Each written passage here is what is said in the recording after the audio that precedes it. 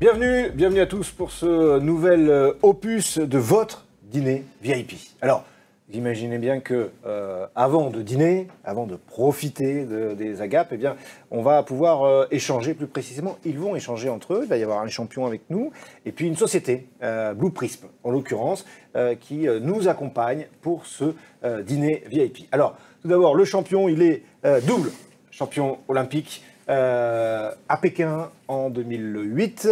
Vous commencez peut-être à cerner un peu le personnage. Champion olympique également en 2012. Là, c'était du côté de Londres. Mais c'est à Pékin qu'il a fait briller notamment son sport, qu'il a fait briller la France et qu'il est allé chercher le titre le plus prisé dans la natation française, c'est-à-dire être champion olympique du 100 mètres. Il est recordman du monde aussi sur cette discipline. C'est Alain Bernard. Alain, bonsoir. Bonsoir Jérôme, bonsoir à tous.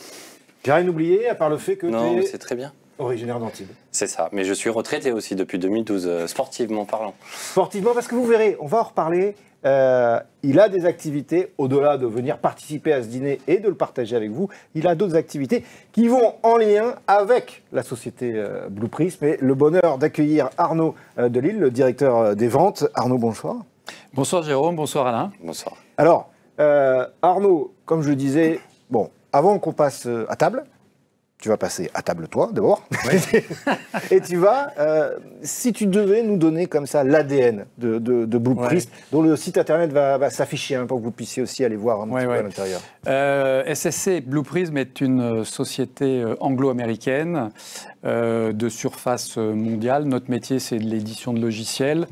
Et notre métier, c'est surtout d'aider les entreprises à automatiser leur processus de gestion dans tous les secteurs de l'entreprise, que ce soit la finance, que ce soit l'IT, que ce soit la supply chain. Voilà, dans tous les secteurs, il y a des espaces d'automatisation à réaliser. Alors, l'automatisation, c'est un mot qui peut, comme ça, faire soit peur, soit une forme un peu de réticence.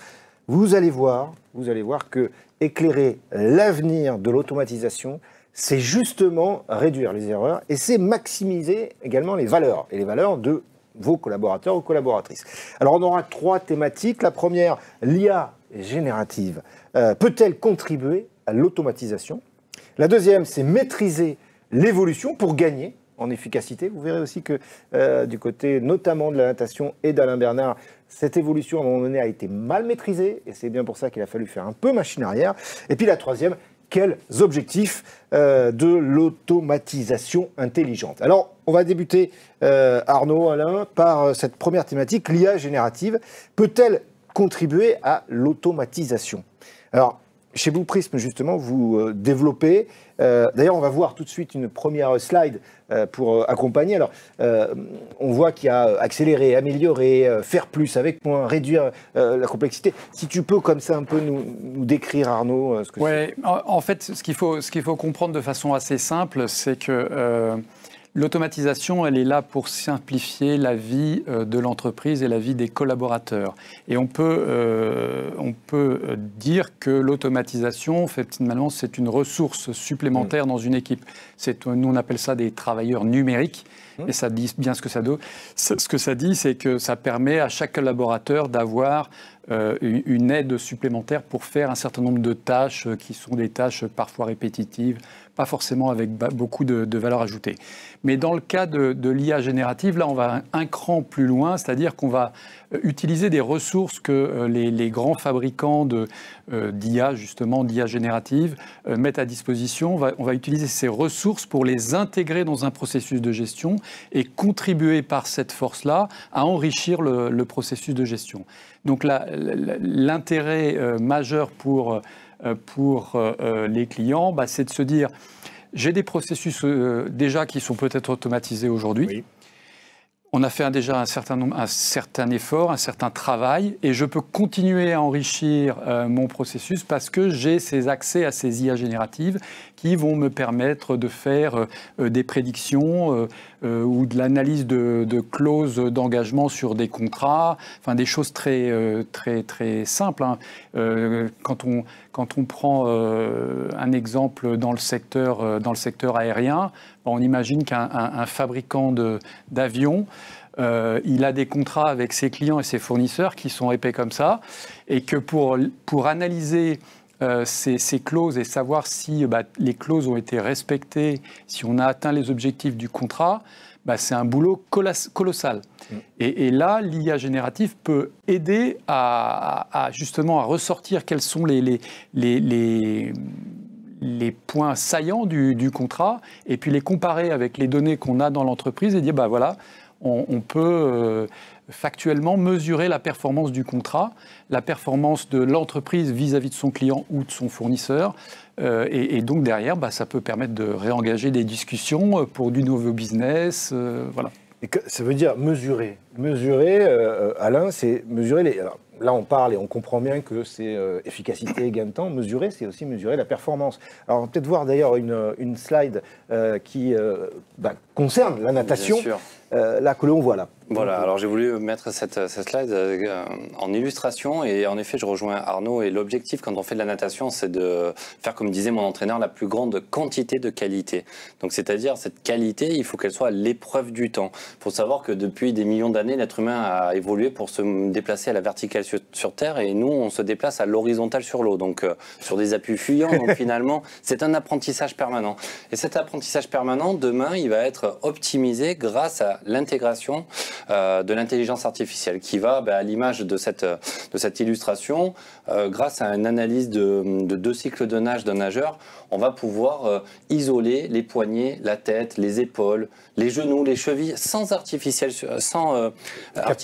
ou capteur sur le nageur. Et puis là, typiquement, vous allez voir entre la courbe verte claire et verte foncée, que son poignet droit va 5 cm plus profond que le poignet gauche. Et ça, c'est juste hallucinant.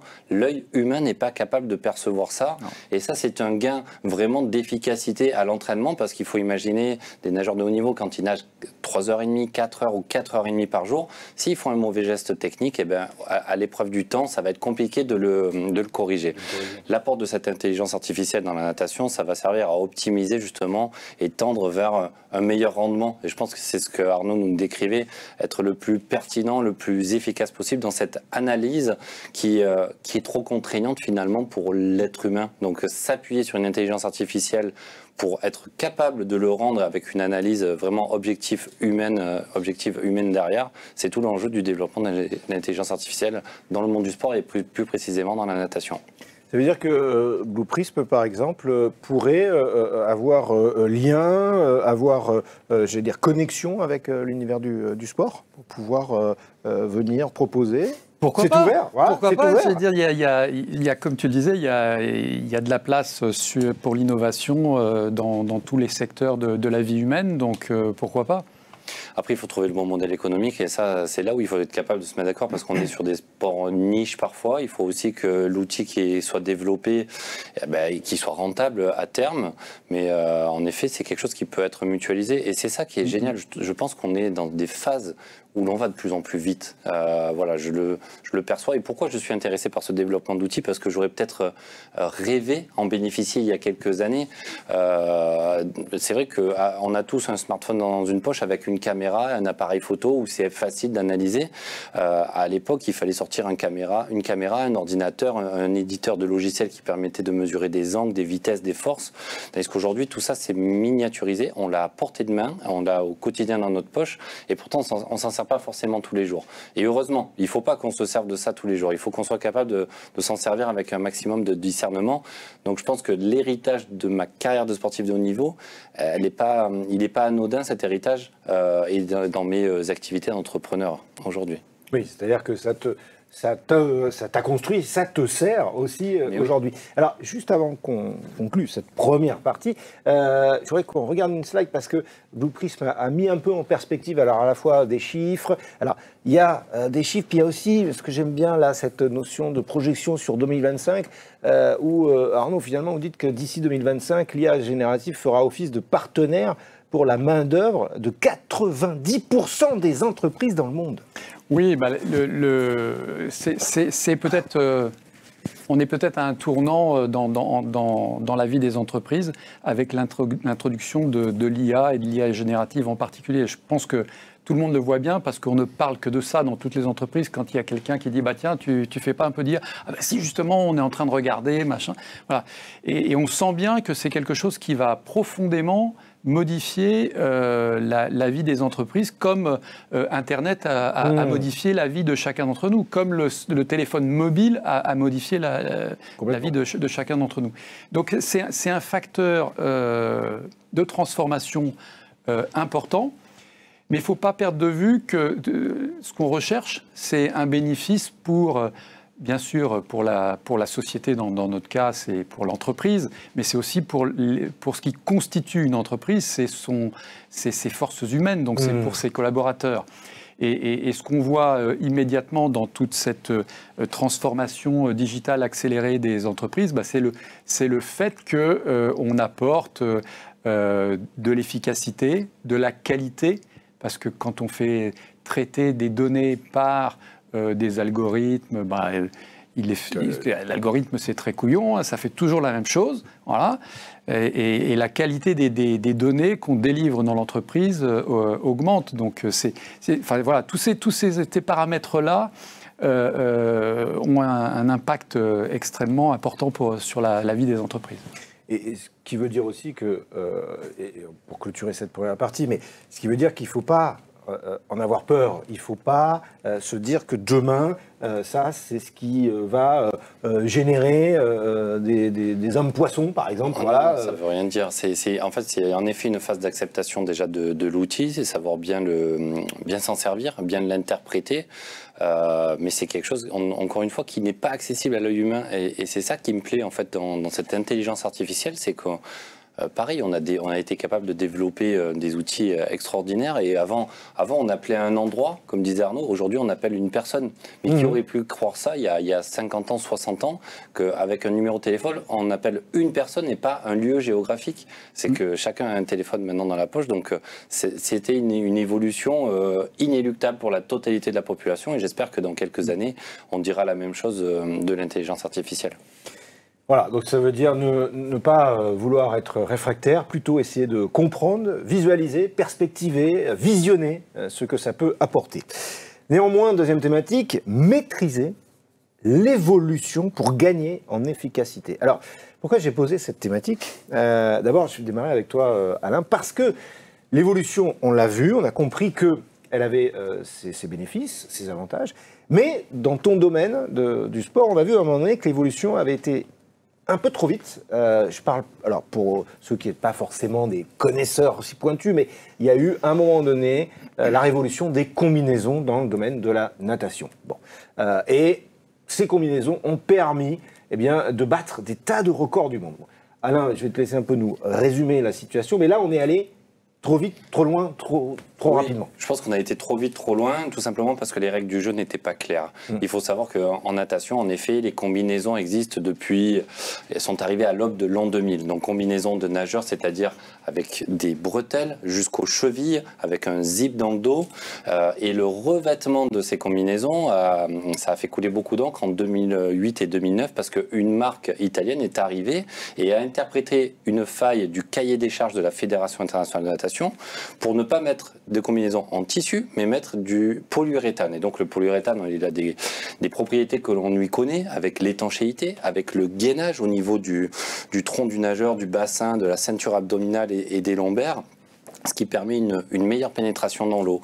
Et de fait, quand un corps est plus rigide dans l'eau, il va plus vite, plus efficacement, et de fait, des records ont été battus. Il faut savoir que le problème de cette évolution, elle n'a pas été à la même vitesse pour tous les équipementiers. Un équipementier, pour un nageur de haut niveau, c'est sa première source de revenus parfois, qui est parfois très maigre aussi selon le niveau. Donc certains ne pouvaient pas se permettre de nager avec un équipementier concurrent du leur, et ça a créé une certaine inégalité, inéquité finalement dans le sport.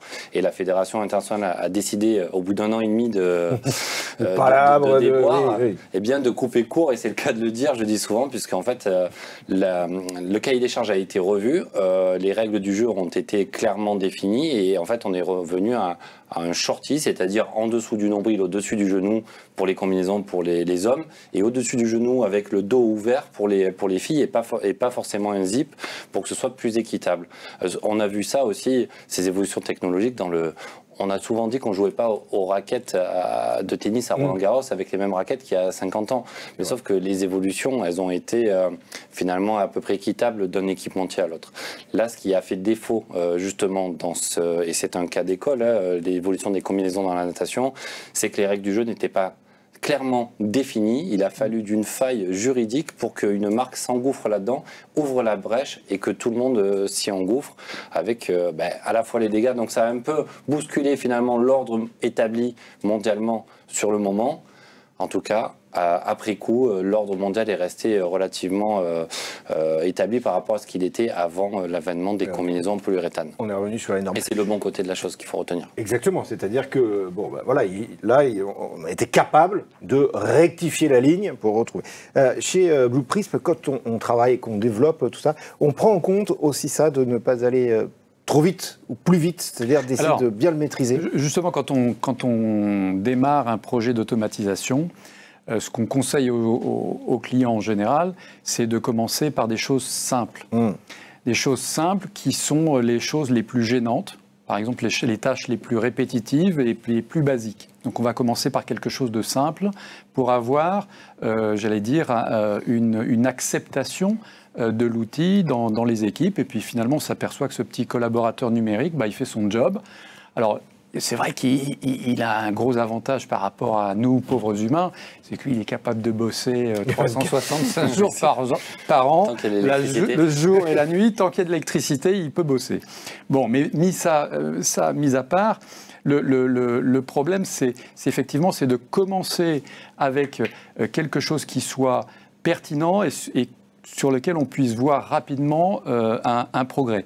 Et puis petit à petit, l'expérience venant, l'entreprise est en capacité de faire des choses un petit peu plus sophistiquées.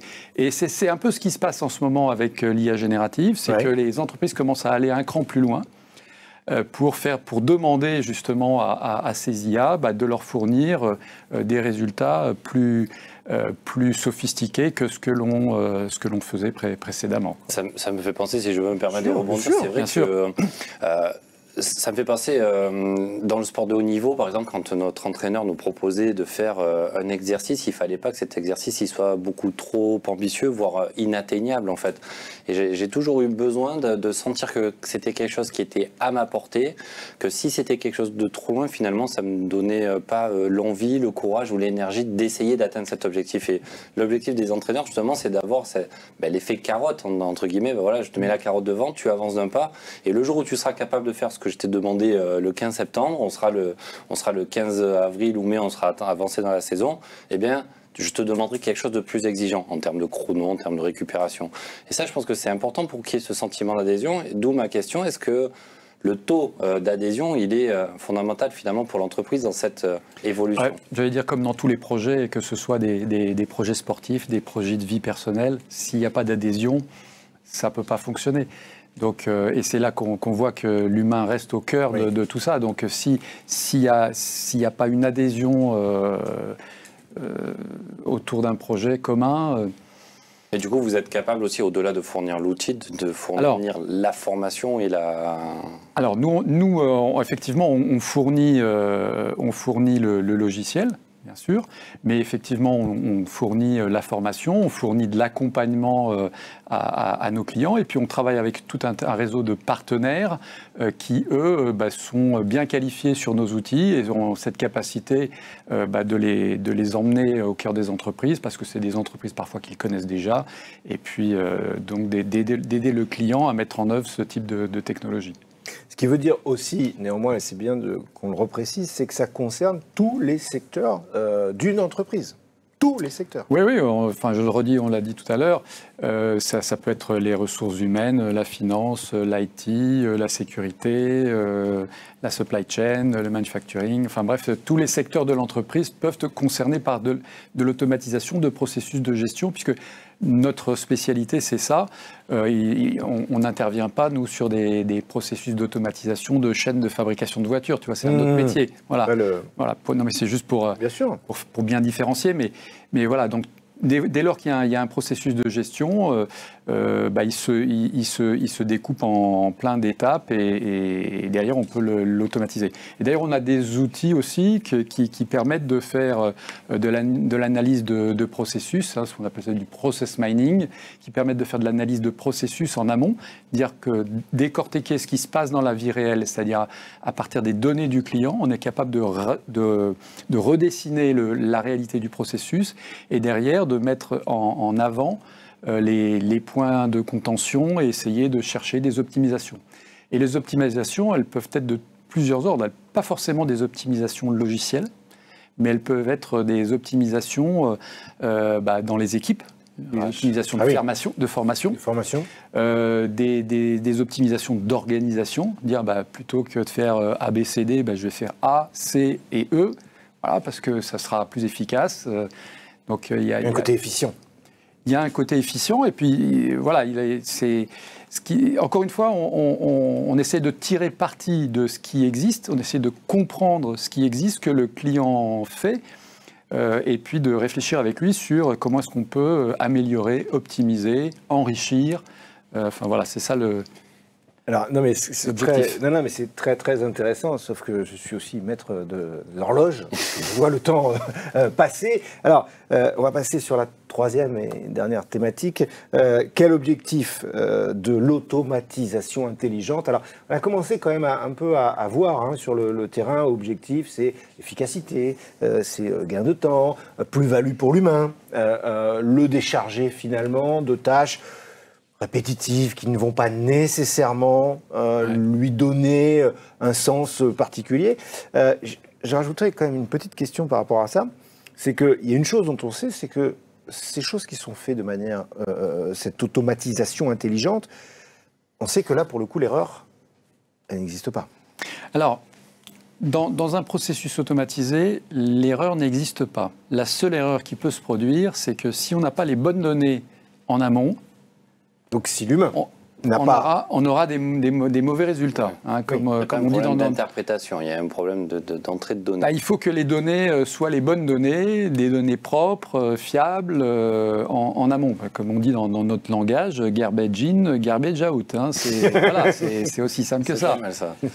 Et tu peux essayer d'automatiser tout ce que tu veux, mais si tu as des données pourries en entrée, tu auras un résultat qui ne sera pas au regard de ce que tu espères. Voilà. Donc ça, c'est quelque chose qui est important dans l'automatisation et dans l'automatisation intelligente. Mais dans l'automatisation intelligente, ce qu'il faut bien comprendre, c'est que l'automatisation, elle vit depuis, ça fait quasiment une vingtaine d'années que le Robotic Process Automation existe. Et cette automatisation, elle évolue dans le temps. Au début, on a fait des choses simples, c'est-à-dire essayer d'automatiser un processus simple. Aujourd'hui, on est capable de lire des documents, de reconnaître un document. Par exemple, dans un processus, on identifie que ça, c'est une carte d'identité. Oui. Sur la carte d'identité, même une ordonnance de médecin. Ça, on verra, ça dépend de la qualité de la donnée, c'est-à-dire qu'est-ce qui rentre. C'est vrai. Mais blague à part, la carte d'identité, on peut comprendre, on peut lire et extraire le nom, le prénom, la date de naissance, l'adresse, etc.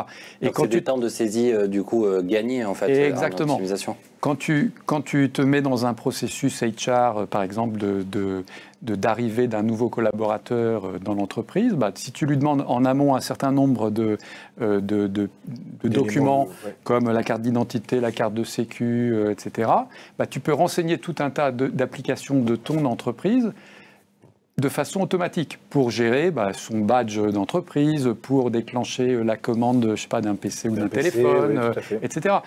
Pour remplir, ou pré-remplir le dossier pour la mutuelle, etc.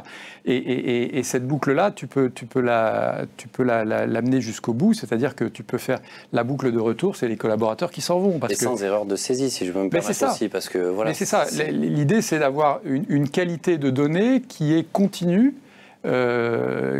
Qui est exemple d'erreur pourvu que la source soit la bonne.